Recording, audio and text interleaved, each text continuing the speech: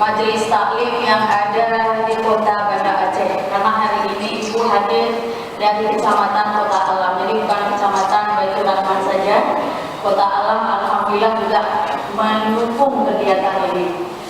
Selanjutnya salawat dan salam marilah sama-sama kita sanjungkan kemampuan Nabi Muhammad Sallallahu Alaihi Wasallam juga kepada sahabat-sahabatnya yang kami muliakan dan kami banggakan. Hari ini hadir bersama kita Sekretaris dari Nasional Islam, juga para kasih Kabid dan staf dari Nasional Islam juga hadir.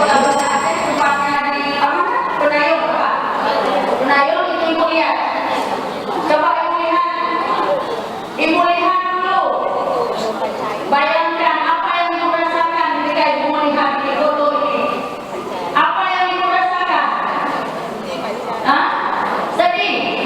Apa yang Ibu bisa sedih? Sedih. Benar. Nangis Ibu. Makanya Bu kami membaca. Cari apa Bu? Bantu agama yang lain berlomba-lomba supaya kita bisa pindah agama ke agama aja. Berlomba-lomba ya Bu.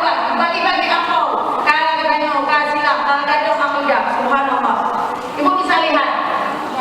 Ya, ini dia. Ini makanya ibu-ibu mari jangan nanti aku sampaikan ya. Ibu sudah membuat serban.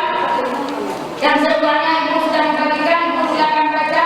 Nanti jika ibu ada anak, cucu, silakan sampaikan kepada anak dan ibu-ibunya.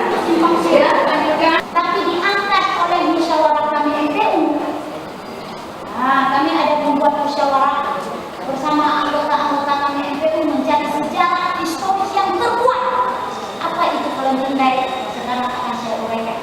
Nah, ibu-ibu saya, dia ada dua versi.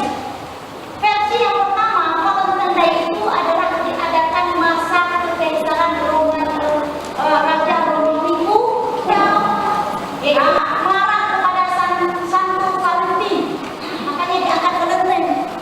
Santo Valentin ini dia berani menyatakan Tuhannya adalah Isa Al-Masih, karena di Raja Romawi itu ada Tuhan sendiri, bukan Isa Al-Masih, Tuhannya sendiri, yaitu api sembahan kaum